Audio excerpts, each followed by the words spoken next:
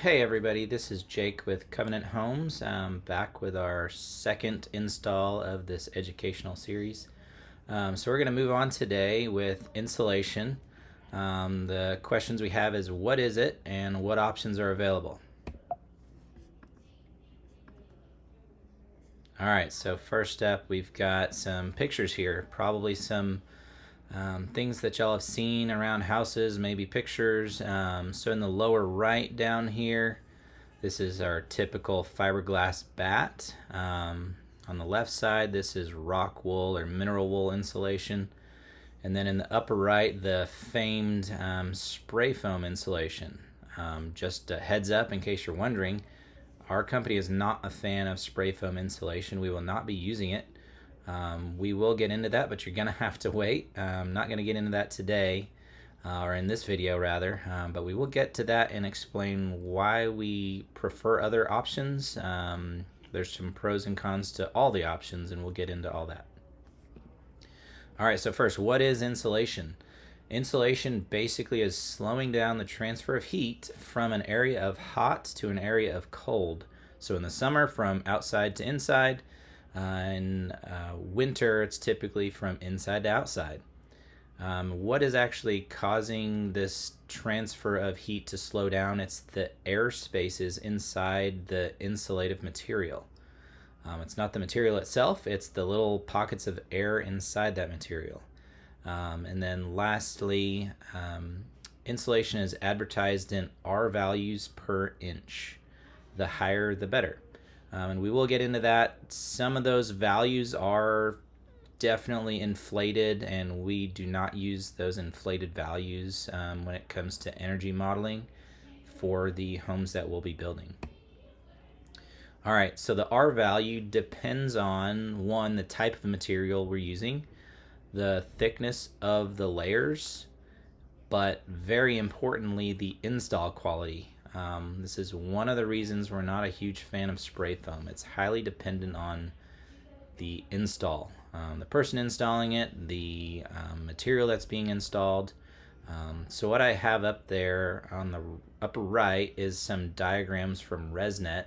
There's actually grading of insulation installs from 1, 2, and 3. The install grades that we need for our type of house, our extreme energy efficient passive house, is grade 1. It needs to be almost perfect. There's almost no gaps anywhere.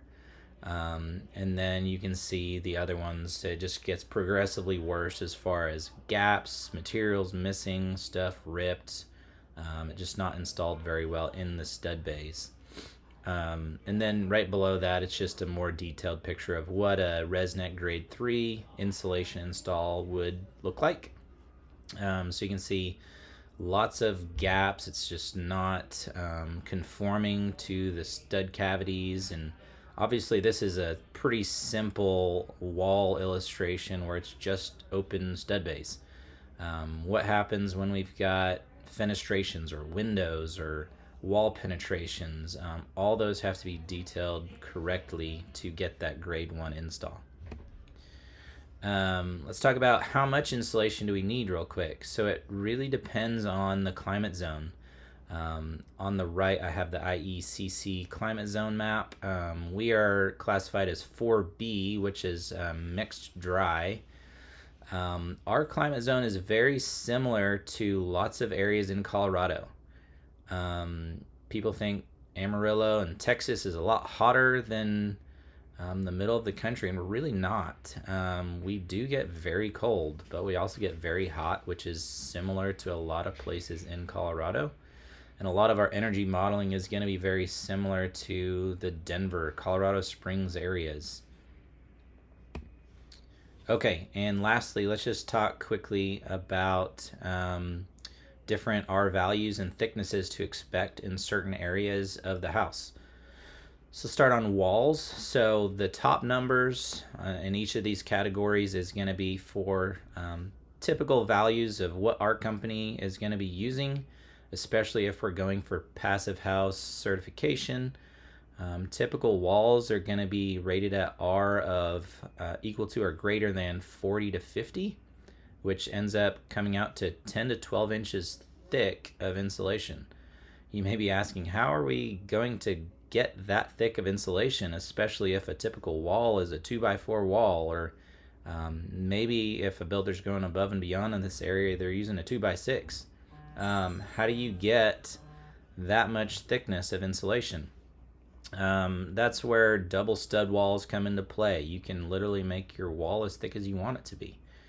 And then the values right below it are the actual codes from our Amarillo area, what builders are required to build to. So you can see they're required to do R15 if it's just interior insulation, or R13 plus 1. That plus 1 would be some type of insulated siding, or maybe some type of insulation on the exterior of the wall cavity. And so that ends up coming out to 3.5 inches. So that's a standard 2x4 bay fiberglass bat will reach code. Definitely way under what we're proposing, what we're going to be doing for our clients. Roof, there's not a whole lot of changes, as you can see there. The one area where we can make the most difference is from an insulative perspective is sub-slab or insulating the floor. A lot of people don't know, but actually with the codes we're under, the 2015 codes, it is required to have at least R5 of floor or slab insulation. I don't see many foundations going up as I drive around construction sites in the area that have any insulation in the slab before the slab's poured. So I'm not really sure how they get past inspection, or if that's just an area where our local inspectors overlook at the moment. But I suspect moving forward, as the 2021 code is adopted in our area, that this is going to be an area that's going to change. We're going to have to start insulating our slabs. And for us specifically with Passive House, we're going to be looking to do somewhere in the range of an R20 to 30 sub-slab insulation, which ends up coming out to 6 to 12 inches of insulation in that area. Currently, with no insulation, we're slab on grade in this area by and large. That's the main area of heat loss in our homes, as well as windows. So if you have any questions, shoot me a message on Facebook or Instagram. Send us an email at info@covenant.homes. We'll get back to you with any questions that you have. The next few videos are going to be very short snippets of types of insulation. I'm probably going to take 1 or 2 types of insulation per video, talk about the pros and cons, why somebody would want to use it or not, and we'll get into kind of some of our favorites, what we're going to be using. All right, y'all have a blessed day. Thank you.